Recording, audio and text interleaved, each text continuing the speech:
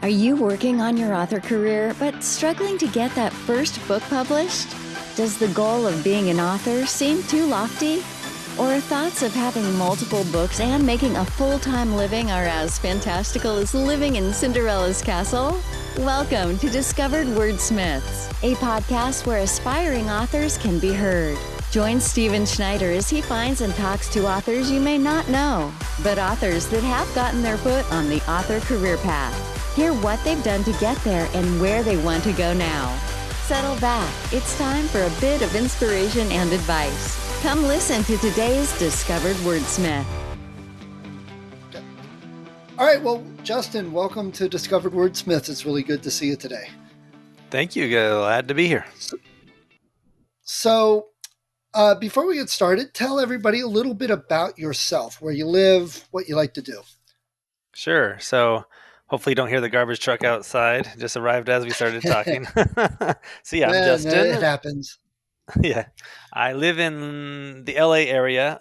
It's funny because I always thought about Los Angeles as like just hot and flat and dry and brown.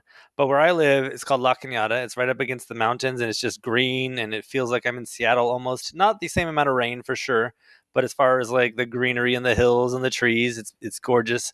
I love it. So we moved here about 2.5 years ago from San Francisco to pursue the screenwriting side of life. And I've been enjoying myself and not regretting it one bit. And before that, so we were in the San Francisco area, which is where I worked at Telltale Games and did a couple other little stints up there. And before that, I lived this whole weird life where I was in the Marines and I did government stuff. And I was in the Federal Reserve Bank of San Francisco. And I've lived in Japan and Korea and Italy. So a little bit of all over the place and various careers. Yeah. I like to say I'm on my third career at this point. The first was dishwasher busboy. The second one was government Marine stuff. And now creative. Yeah, nice. And we've determined that you can't have good posters or you'll have kids drawing on them. Yeah. I have a 3-year-old, a 6-year-old, and an 8-year-old. And so at this point, it's funny because the older two never drew on walls or anything like that. They were just like, they didn't put any stuff in their mouths or anything weird like that. Now the youngest, she does everything that you ever hear a toddler does, like all the stereotypes. She draws on the wall. She puts stuff in her mouth. One time we had to go to the emergency room to get a bead taken out of her nose. Like this is just like, what the why would you put a bead in your nose? Yeah. Isn't that crazy how you get, no matter what you do, they're their own people and you got to discover that, it's crazy. Yeah, very much so. But they're fun and they're enjoying like storytelling. Like my daughter tries to make up stories, and then my youngest, before she could even talk, was like opening books and pretending to read, just going like wish. Yeah, it's a lot of fun. That's pretty cool. I'm doing a short film pretty soon for a class I'm taking. I'm taking some fun classes on the side to further myself. And my daughter's going to be the star of that. So we'll see how that works out. My older one, not the younger. That would be impossible. That's pretty awesome. And I love when kids get interested in books. So that must mean you've got books around.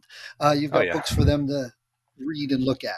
I think and I also wrote some middle grade books. So I did some, I've done about 12 middle grade books, which are 8 to 12 age range. So a little bit on the high side for them so far, except for the oldest one is about getting there. So that's under a pen name because of Amazon and the algorithm and all that stuff. But yeah.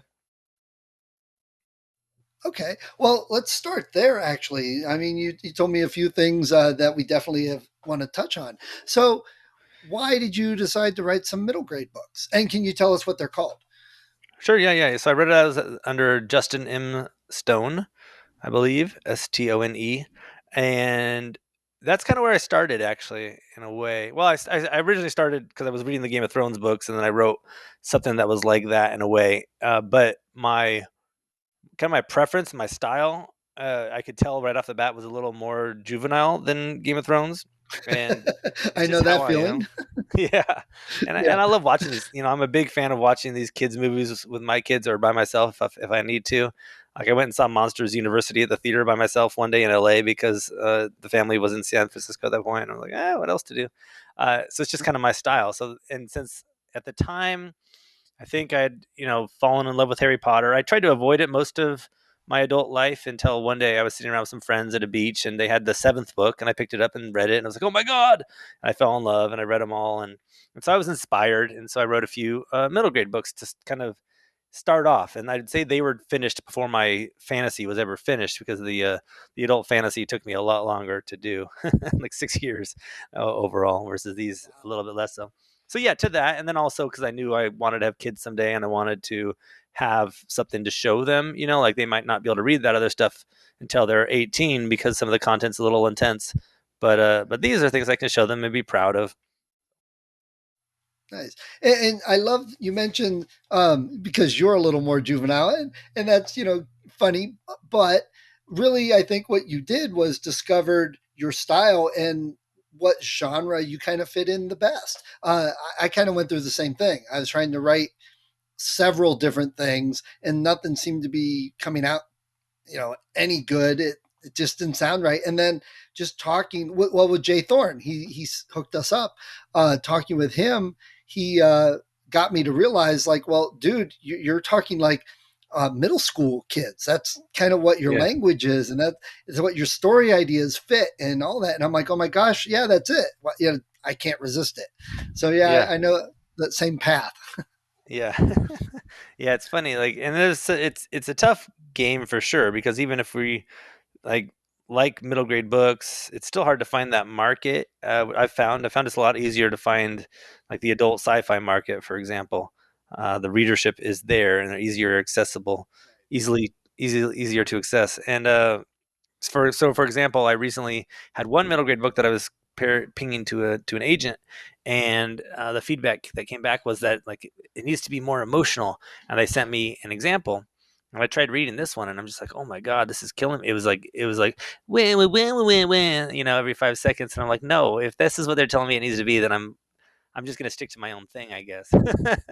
But I think that's just about finding Yeah. the market and finding the right champion for your work. Like you can go read Neil Patrick Harris. He has a middle grade book out there called Magical Misfits, Yes. The I believe. magics. Yeah. Yeah, and that one's great. I love that series.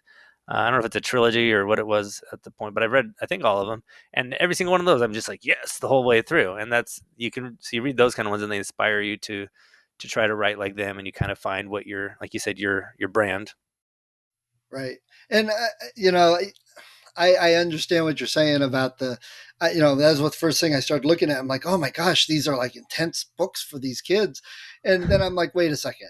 My stepson is reading Dork Diaries and Yeah, Wimpy Captain Kid. Underpants. You can't tell me everything is like super serious. Yeah. Yeah, The kids that read a lot, and they like to read a variety, which is nice.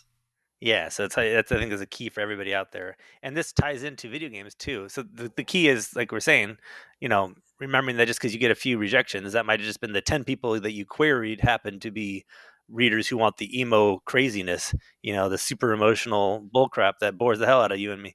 Uh, Right. but Right. and so what I'm saying that ties into the video game world too is it's this weird situation where, especially as writers, I feel like you got to find your audience, and just because somebody hired you doesn't mean everybody who works at that studio is going to be your audience. You know what I mean? It's this weird Right. uh, Right. thing where, like, when I was at Telltale, we saw writers just coming and going. It was like 6 month turnaround for a lot of them. I ended up being there for 2 years, which was awesome. But just seeing this turnaround is just, I think it's a good example of like they're writers. They know how to write. They got the job. It's just that their tastes, the tastes of the people who they're working with might not fall exactly in line with them. And when you have so many writers in one spot too, it becomes this weird thing where everybody's kind of judging each other's writing, right? And you get people in a room, a room full of writers together. It's going to be very hard for everybody to just be like, "Oh, you're so awesome," and actually mean it. I don't know if you know what I mean Right. in that, but And you worked on a few intense story games, so I'm sure that didn't help. yeah, yeah, and like I said, I think I love the collaborative process, and I love working with writers. But there was this interesting way that they do it at did it at Telltale, where you just like kind of partner up all these different writers, and like you'll have like 4 or 5 writers on one episode, and then it'll just switch to the next episode with different groups of writers and different designers, and so you're just kind of always remodeling yourself and trying to figure out where you fit. So it was quite interesting, like where some of them were just like great experiences, and others you're kind of like, I'm excited for the next one. Right. Okay, so let's talk the video games for a minute. You worked on, as you said, some of the Telltale games, the Walking Dead stuff, and a few others, I believe. Yeah, so I was on. I started off in Tales from the Borderlands. I went on to, I think, Okay. Game of Thrones from there. Then I did something called Walking Dead Michonne, which is one of the kind of spin-offs there. And then I did finally an episode of Minecraft Story Mode. Okay. And my stepsons played the Borderlands and the Minecraft ones.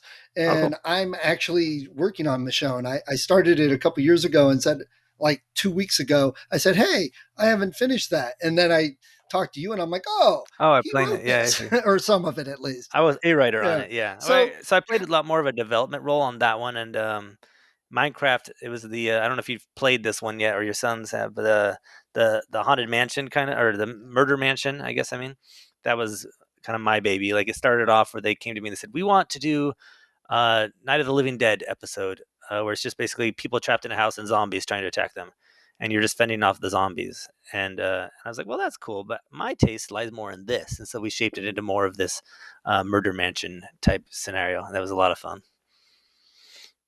You're talking oh, about the cool. Michonne? So right there, yeah.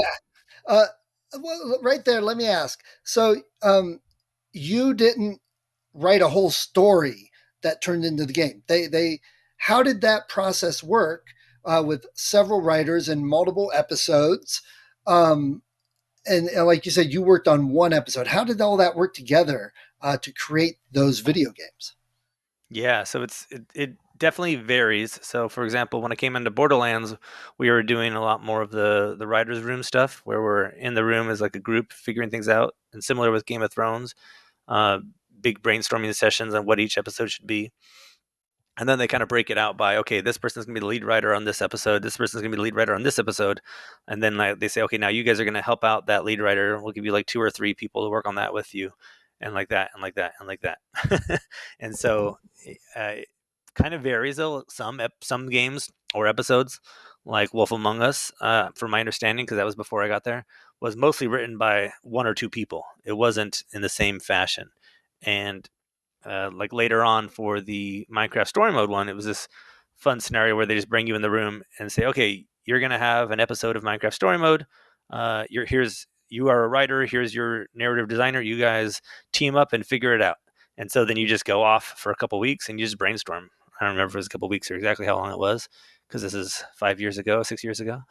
But let's say a couple weeks, and then you go into the room and you just whiteboard the hell out of it, and you're just writing ideas up on the wall and coming up with stuff, and going home and thinking about it some more and jotting down ideas, and then finally pitching it to a room. And then what happened from there? So we came up with this original concept, right? And then we pitched it to a room, and they're like, "Oh, that's cool." And then we went to a new room with an executive producer and some other people. I think I forget how many exactly. And then we get more into the weeds, like get into each of the beats and everything like that.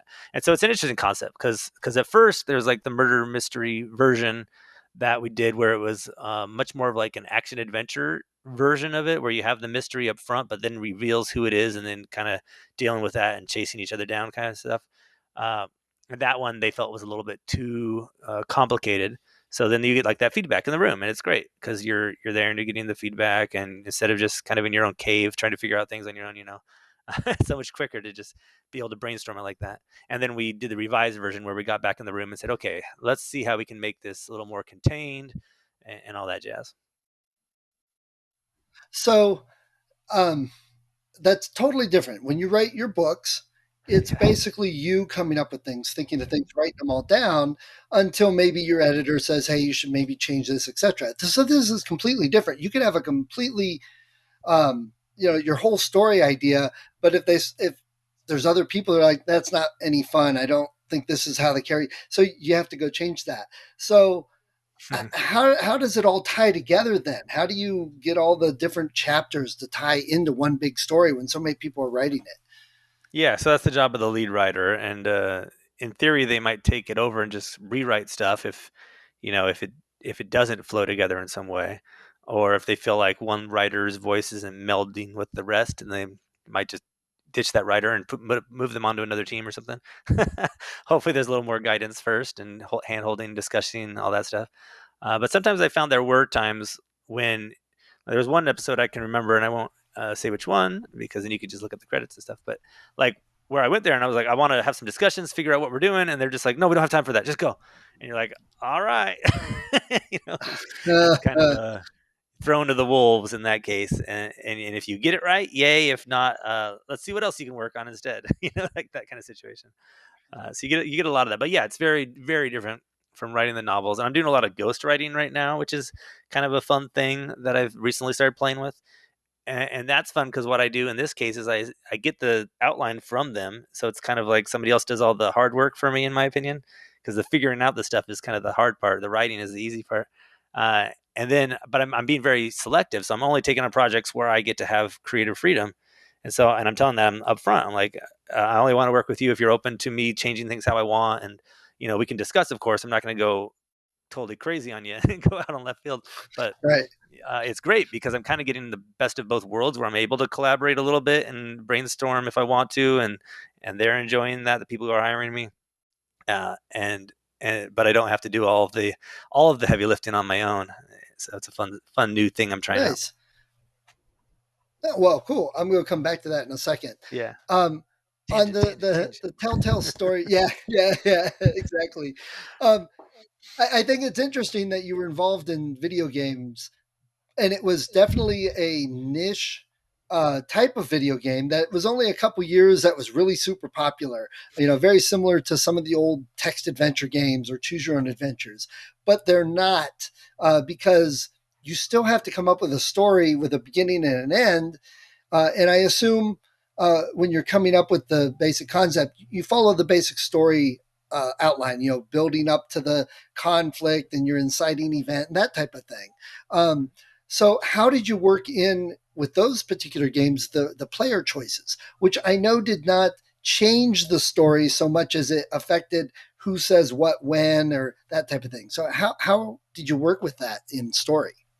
Yeah, and probably depending on the game and episode as well. Like there were some where it was more impactful than others, but it's very much like writing a screenplays, that kind of place at Telltale. And you've probably heard that some new company bought out the rights to Telltale, and now they're making the new Wolf Among Us 2 and other games. So that's exciting. Oh, really? So maybe there'll be a resurgence when those release finally. Yeah. Because Wolf Among Us, I think, was the best Telltale game games there is for my flavor. But yeah, I mean, it's a fun process where you just get in there and you basically, depending on the project and the lead writer and all that. But the way I like to do it the best is we come up with the main idea of what the story is going to be. Then we start outlining the beats. So like we'll figure out first, what the main point, probably what the end point might be. We work backwards to figure out what the arcs of the character and all that. And then we figure out what are some kind of rails that the character might go on, like what are some different emotional paths or ways that they would deal with this. And you don't want to say happy, sad, angry. You want to be like kind of along the same line, but different versions of that. So, like irate, sarcastic, something else, and then you figure that out. Then you go back to the beginning and start figuring out the big beats, and you say, okay, well, this is probably a good choice moment because it feels like a moment where, as a player, I'd want to make a choice. Any kind of moment like that is probably a good point to stop and say, okay, choice moment as much as you can. Even if those are, like you said, just little role-playing moments where all it changes is what the next character says after you and then continues on. So we would do a lot of that. And then the magic, I think, comes as you're writing it, you're able to then go and do those callbacks. So you're like, oh, remember that thing we did that we thought wasn't really going to be a big deal? Let's call back to it now. And if you said that earlier, now you're going to get slapped, or now you're going to get your arm chopped off, or now, this kind of stuff. And that's where it really starts to have that role playing fun that I think really drew the players in, because it's those moments, for me at least, and for a lot of players, I think, where it's they know it's not going to be this huge game changing thing where you get like 10 or 15 different endings. But it's a lot of fun because little things change and the characters around you change. And you might end the game with one less character, and somebody else likes you more because of that. Yeah, I don't know if that answered your question. And well, I'm actually in Michonne right now. I'm on the boat captured, and you had the choice to be very submissive and just yes, yes, okay, whatever you want, or kind of cocky and brazen. So Yeah, for me, the Michonne character was the cocky, brazen one. I So remember that episode. Do you and still have the I've front played most of Sparta those kick? other games. I was just saying, do you still have the Sparta kick in that episode? I wonder. I don't remember if that's still a thing, like the front push kick off the boat. At one point, that was in there. I don't remember. I think Little things. so. So you mentioned screenwriting that you're starting to do now, and uh, I would imagine um, screenwriting is different than novels because you don't get to throw as much background character thinking, that type of stuff into it. But how is screenwriting similar or different to writing the video games? Yeah, so I actually started with screenwriting kind of. I did the novel thing for maybe a half a year to a year, and then I got right into screenwriting because I love film and television. And right away, I was like, well, I love books, but I really love film and television. So if I love storytelling, why not get into that also?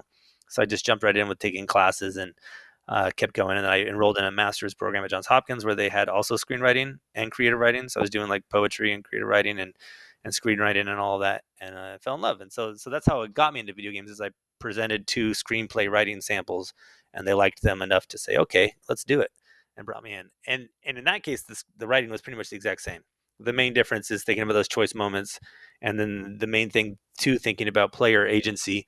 So one of the things I like to think about is like, what are the cool moments? And if there's a cool moment, your hero should be doing that. And I feel the same way about most screenplays. If I'm telling a movie about Jack Reacher, I don't want him to be paired up with his Robin and then have Robin be the guy who gets to hit the button that makes everything explode. He's got to be the main character, right? And then also, what was cool that I learned from the video games thing that worked for the screenplays too is whenever you're doing those choice moments and you're thinking about the 3 scenarios, it kind of helps you think about what's the most fun scenario there. And you're probably thinking of like 15 or 20 different scenarios when you're doing 3 of them because you have to make sure those cliches ones aren't the first ones you come to, right? And so likewise, I think it helps in screenwriting a lot because I'm thinking, okay, if I was doing this as that kind of video game, what would be the choices here? Okay, which one kind of feels the coolest? Which one earns the most quippy response from a side character or something? And I think that's great. And so I'd say, but I mean, as far as like the sitting down and the actual writing, there's really no difference. It's the same thing. Since then, though, I have worked in mobile games, which can be quite different, and I've worked on some other games which can be also quite different.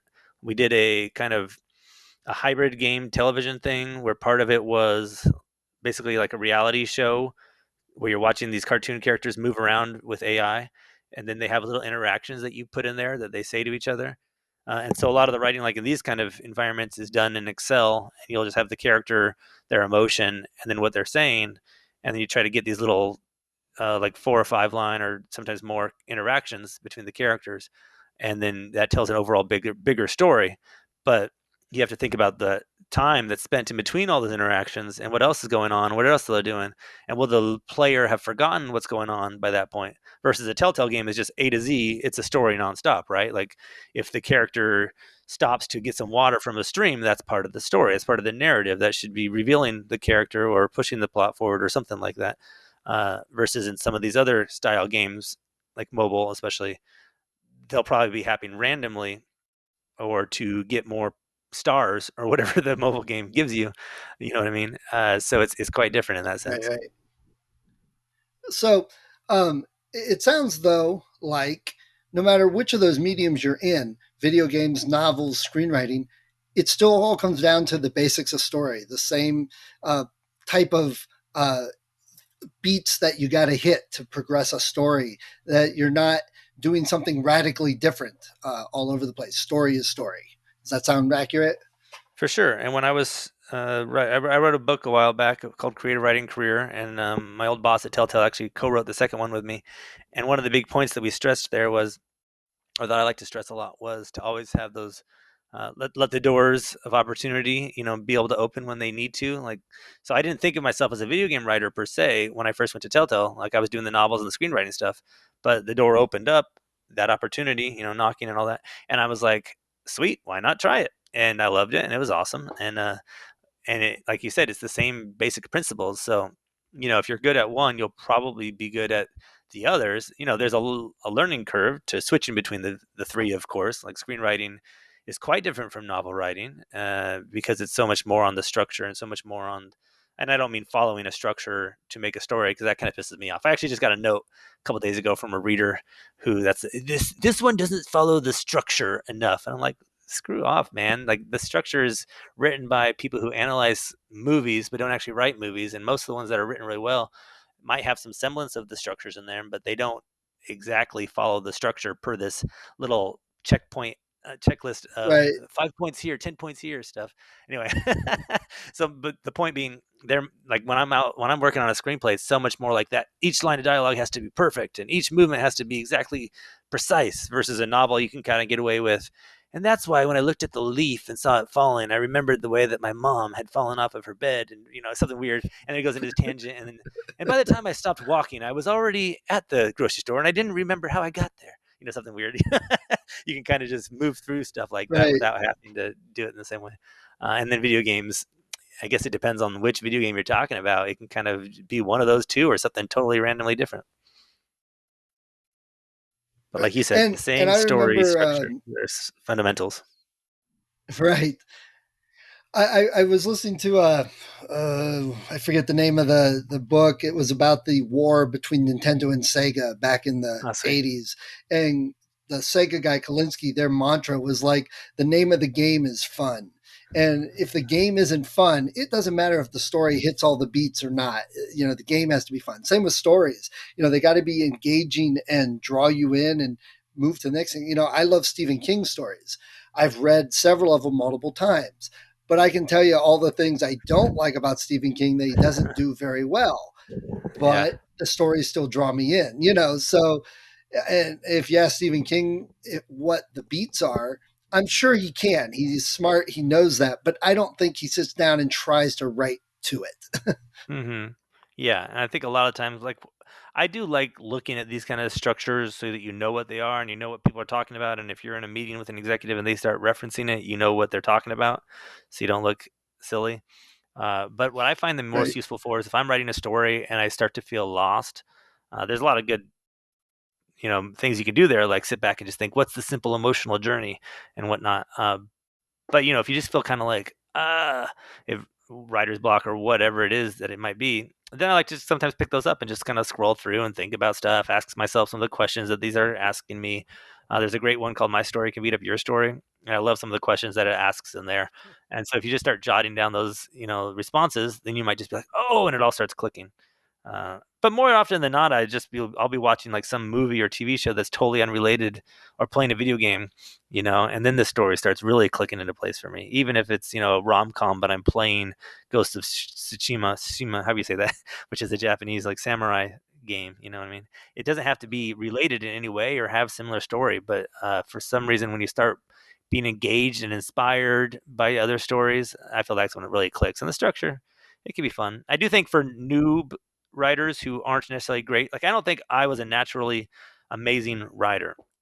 I think I work really hard, and I think I study, and I think I read a lot, and so I'm a fun writer. But there's like Charlie Kaufmans of the world who are just geniuses, and they're going to put pen to paper, and it's just like woo. And they probably don't need to ever look at any of this stuff. But I do think for a lot of new writers, it is important to at least study the structure stuff so that, like I said, they know what people are talking about when they start talking about it, but also so that they don't just go off randomly and write some person walking in the woods and nothing ever happens to them.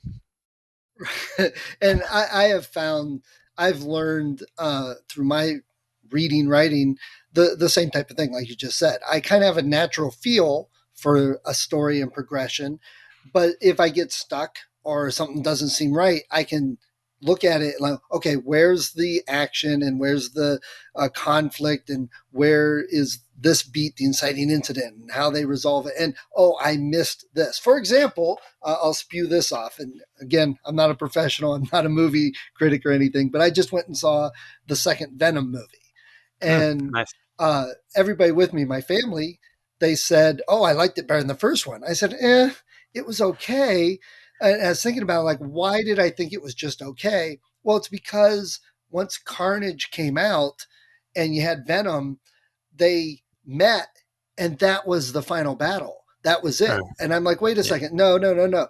You need to have these two meet, have Carnage kick Venom's butt, and then they go off, and Venom has to regroup to come back and win. That's, that's Right. the structure that's needed to get. And it was a short movie. They could have added that in, but Uh, I didn't feel the movie was fulfilling. And I realized why, because I yeah. have been working on learning the structures. It's come what we've come to expect for sure. Yeah. Yeah, that makes Right, a lot of right. sense. I need to see So that movie, and I'm excited. But yeah, that one. And there's actually a few good movies out there right now. But I feel like I have so much work piling up. I need to like finish something so that I can reward myself. there, yeah, there you go. I agree. Well, Venom 2, if you like the first one, you should like the second. And I don't think it's really any too much better or too much worse. It's about the same, but it's got a great little after credit scene. So Yeah, no, I thought the first was genius in the sense of I'm a big fan of wittiness or like the just the back and forth, that they have. I loved all of that. So, but I tend to like movies that a lot of people don't like. I've noticed, at least according to reviews on Rotten Tomatoes. So, what can I say about my taste? Nothing. yeah, well, I've been doing some movie watching with a friend, horror movies. He's a horror movie specialist. He's watched over 1,200 horror movies and kept track Oh, of geez. writers and directors and little notes and stuff. So he has me watching some horror movies, and I've never heard of most of these. So I'm getting a good education in these movies. Awesome. That's a lot of fun. So I Justin, started doing some of let that me. at one point, just going through Shutter. I was just saying, and yeah, it was a different experience for me. I'm glad I don't have a friend like that because I can only take so much before my brain starts going, depression. Right. Yeah. Well, Shutter looks like it has some really good shows on. I know a couple years ago it was kind of a lame station, but they look like they've got some good stuff on there now, so I might Oh, check for it out sure. again. Yeah, definitely. So let me ask you: you mentioned ghostwriting. How'd you get into doing ghostwriting? And are you writing novels or memoirs or sports car articles?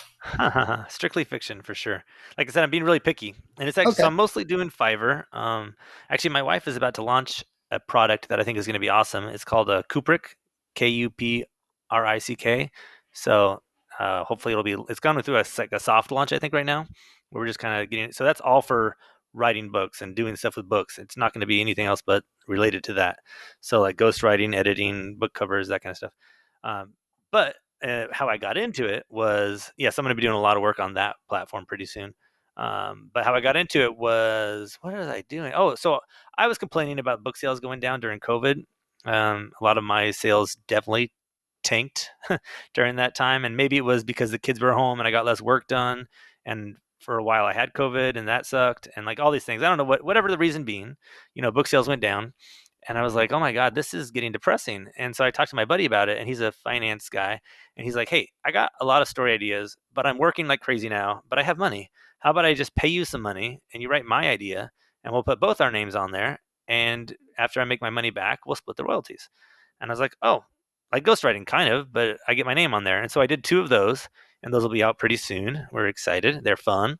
I liked his ideas a lot. And I think the nice part about that too is I had somebody else kind of putting me in check. Sometimes I tend to write too fast and too action packed. And he's like, slow down right here. Let's let it breathe a little bit. Let's give a little more description to this and that and that. So I think it became a better book because of this. I actually listened to an audiobook of mine the Oh, other that's day, and I good. was like, oh, I see what people mean when they tell me I'm too fast sometimes. Because like, I lost track of my own story. What is happening right now? So yeah, so that got me into it because I started thinking, wait a minute, maybe I can do this. I kind of like the process of somebody else telling me what to write, as long as I can still play within there and change things up and have a dialogue to figure if I'm not buying a certain moment, let's change it up and do something different. So from there, I went ahead and listed myself on Fiverr and Reedsy and somewhere else, but I forget where that was. Maybe Upwork, but I haven't found anything on Upwork really. Uh, and Reedsy, I've recently gotten one nice ghostwriting novel contract, and on Fiverr, I've gotten a few. And but I'm doing a lot of other weird things too. So I have a couple video games that I'm working on with people, and so will they see the light of day? Maybe, but they're not ghostwriting. So even though they contacted me through ghostwriting service, I said, okay, but I don't want to do this unless I have a credit on it. if it's good. And so I'm kind of reserving the right to not put my name on there if I want to. But as far as they're concerned, if they pay me to write this, then they have to use my name if I want them to. And so that's kind of a nice situation, right? Where it's like ghostwriting if I want it, if I feel like it meets my brand, if it falls within my brand. And I'm doing these other ones that are called, I don't know if you're familiar with NFTs. Yeah, yeah. Yeah, so I'm writing for NFT worlds. So now NFTs, for people who don't know, are basically digital arts that people are putting out into the world and charging money for. And it's this very weird, interesting thing. And now some of them want to have stories behind their launches. So I'm doing one that's called Elementals with a 4 instead of the A at the end there. And it's all these it's like a space fantasy, basically. It's these robotic aliens who are like robotic metal organism based creatures who are coming to Earth to save us from ourselves. And it's like this post-apocalyptic future. They're coming down to Earth to save us from ourselves, and that's a lot of fun. So I'm writing the universe for that, and we're going to do this whole. So I wrote the short story, and then what we're doing for each chapter after that that leads into the novel is the some of the high-ranking NFT holders. They have like this whole rank system involved. They get a weigh in on what the story is going to be. So we're going to do it kind of Telltale style, where we're going to have some choices at the end of each section, chapter, whatever you want to call it, and then that'll eventually lead up to like 20 something chapters, and then we're going to publish it as a novel. So there won't be three Oh, choices each time nice. written out or something like that. It's only going to be the one choice, and that'll end up being what the novel is. But the people who are playing along the way get the choice, so that's kind of fun. Yeah. Wow, that's cool. So, I mean, I was going to ask you, so what are your plans next? And that kind of answers what all is coming up for you. Do you think you'll get back into writing more of your middle grade? Do you think you'll get back into doing more video games, some AAA games again, or something like that? Good question. I actually just got a couple offers, which is cool for regular stuff like jobs like that. And so we'll see where those go. I won't jinx it yet. Knock on wood and all that. But they're fun projects that I play a little bit different role too than I have in the past. So that kind of goes back to your what's next question. So next is what I'm talking about, like the ghost writing and the other. I don't know if you want to call it ghost writing if it ends up not being ghost, but writing for hire, I guess, is a better way to say it. Yeah, yeah. and and yeah, looking at those kind of positions again. But I think I have two lined up. So if you check in with me in like a couple weeks to a month, I'll probably have some concrete answers for that. Oh, cool. Okay, yeah, because this will probably be a couple weeks before it goes live. I could see what any Cool. updates are and add them to the show notes, and Yeah, a link to yeah. your Stay wife's tuned. Kubrick. You said, Oh, great. Yeah, that'll be yeah, fun. Yeah, that'd be so that's cool. Well, I think it's going to be Justin, a big launch, and we're going to be excited about it. So stay tuned for that. will do. Just it's been really great talking to you. I appreciate you taking the time to chat with me and tell us a little bit about video game writing. Um, so, what would be your advice to anybody out there that would like to get into writing video games? What would you tell them to do? Yeah, I'd say try to get that basic experience first and network with recruiters, of course. So events like Game Developers Conference, GDC, is a good one where they just have a lot of the companies have recruiters there, and go meet them, shake their hands, say, "Hey, I plan on applying at some point. I just wanted to, introduce myself, tell you I'm excited about what you're doing." And they might ask for a resume there. They may not. Either way, when you follow up like a month later with your resume, they might remember your name, they might not, but hopefully they will. And getting some kind of experience so that you're not just random. And I think there's a lot of areas you can get experience out there. There's uh, like Facebook groups for game writers, LinkedIn groups for game writers. There's Fiverr and Kubrick and Meetups. all these places that you can go on there and say, "Hey, I want to be a game writer. I've done this and this and this, and if you want to hire me." And some of those games out there might never happen, but it's still experience you can use as a writing sample for applying for something else. And if they do happen, then you get a writing credit, and that's awesome, and that goes on your resume. So I think that's the key, is building up that resume, building up that network, and just reaching out to people and following up. Like that's one way I did it, is I reached out to some people at Pixar, and they had moved over to Telltale, and that's how I found out about Telltale. And then I followed up with them, and it all kind of spiraled and became awesome. So as long as you're putting yourself out there and making sure that you're doing the work and have the writing samples, screenwriting, like I said, I think is always a smart thing to pursue, because it ties directly into that. And if you don't end up using it as a screenplay, you can always use that as your outline for writing a novel. Right, very true.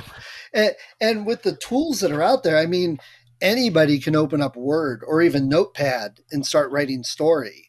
And Right. with video games, there's so many tools that are free out there to get people started. And I think that's probably something people miss. They're like, oh, I don't want to program. I don't want to learn all this programming. You don't necessarily need to, because a lot of the tools are very visual and drag and drop for a basic game. You don't have to create Cyberpunk 2077. You can Yeah. create a nice side scroller or something like that just to have the experience. That's more important than saying, I worked on this $5 million game, because nobody's going to do that from their bedroom. Right. Yeah, I know somebody who was doing his own games with some pixel art and having fun, and that's one way he got into Telltale. And then somebody else who had worked on what's the name of that one? Episode, where it's kind of one of these. It's an app based one where Oh, it's choice based, and yeah, I heard and about that that. got him in. I think he had done it for like 6 months, and then met the recruiter, and that helped get him in the door because they knew he had a real relevant experience. But of course, the industry is insane. It's very tough to get into. So I would also say don't be discouraged. Before these offers started coming my way, like now, I've been applying for about 2 years while I've been doing my other stuff. Like I mentioned, the book sales went down, which is why I got into ghostwriting. Uh, but during that time, I was also looking at some jobs out there, and yeah, it's competitive as craziness. Like there's one job that if you look at the resume and you look at the job description, I think it's like, and then I did the interview too, and the whole time we're just having a good time, and it's great. But they ended up hiring somebody else, and that's just because it's so competitive, or maybe they just hated me. But in my mind, it's because it's so competitive out there. They're gonna have like a Right. thousand, We'll like go with that one. I agree. yeah, they'll have like 10 of me's, but there's like one little thing that'll be their deciding factor at the end of the day. Like actually, there was an Right. interview I just had recently where the guy emailed me back. He's like, "Hey, I loved you. I love your writing sample and all that. At the end of the day, there was just one little thing that my coworker wanted from somebody, and that's why we went with this other person. But I'm keeping your resume on file, and hopefully we'll be able to work with you soon." And so it's like that. Like you never know. There's that one. Oh, they were in the military. Oh, this one was in the Navy versus the Marines, and we want Navy in this game, so let's go with that. It's like just the littlest thing that you can't really Yeah. control. But I'd say just keep putting yourself out there and see what happens. And I think that's important. I appreciate you saying that, because one of my goals is working with kids to prepare them for the future workforce. And things like video game story writing, narrative writing, that didn't exist 15, 20 years ago. So it's a new Yeah, skill, a new job, but it's a real job out there. So you get parents that are 30, 35, and that's not a job they think of, but it's one that their kids could do to prepare for. So kids that are 12 can use tools and create video games and write stories. And then by the time they're 18, 20, they're like, well, I've made these video games all through school. And they've got this yeah. portfolio and resume to show people already, and that'll put them way ahead of the game. You can even do things like I don't know. There's like a whole community out there for RPG Maker. I don't know if you're familiar with that, but it's basically you make games that Yeah, look yeah, like the yeah, Super Nintendo games we used to play. So I went on Fiverr and paid somebody like yeah. $30, and they turned a chapter of one of my novels into an RPG Maker game. Like I just gave her the text and stuff, and it's That's awesome. So awesome. yeah, yeah, it was a lot So, of fun. I so, ended so up only where doing can it we for myself, download but that? I never did anything with it. I just Oh, I was going to do the whole thing. I was thinking because I'm trying to make a board game too, but every time I hired a board game artist, the it didn't look right to me, and so I'm kind of on pause until I can just find the right artist to do the board game. And then I was going to try to release them both right. together as a Kickstarter, where you get the video game along with the board game and have a little fun with that. But so someday it might Keep me in happen. mind. I'd love to.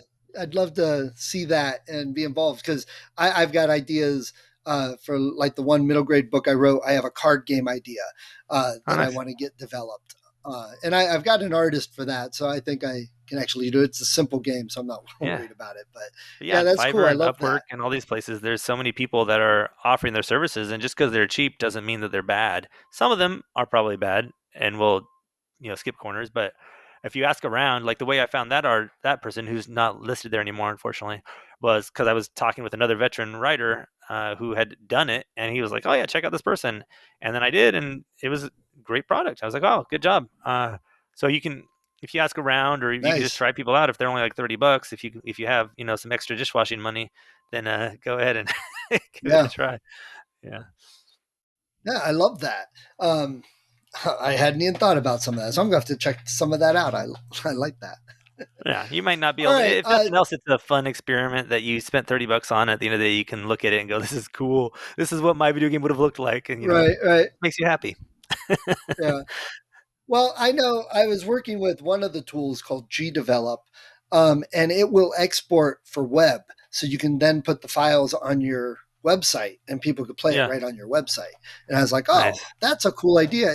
If authors could get whoever does the cover or something to create some sprites, you could create Yeah. games. And I even thought, oh, you could create the framework template for a couple different games and then just drop in different sprites for different authors for their webpage. Yeah, that's awesome. I mean, A thought. do it for some NFTs too, right? You put your NFTs in there and see what happens. Kind of a fun little Super Nintendo version of your story world. Yeah, no, I think all that's a lot of fun. I would do more of the key. I would also say here though is as a writer, uh, don't get too distracted, and that's one thing that I think also impacted me last year. Was like I was trying to do I was doing the board game, I was looking at video game options, I was looking at doing a visual novel. I just started getting all excited about all these things, and I was still trying to do the screenwriting and trying to do the novel writing and doing everything else. So it's like you can easily do too many things and then realize you're not focusing enough on the one thing that will get you ahead. So right. Agreed. I'd say try to pick one path and then experiment little bits here and there with the others when you can. Right. Okay. All right. Well, Justin, it's really been a great talk. I appreciate you taking the time. I'm glad Jay hooked us up. I'd love to keep in touch a little more and find out about some of these things you're doing. That'd be great. Yeah, for sure. That'd be awesome. Thank you so much for having me on the show.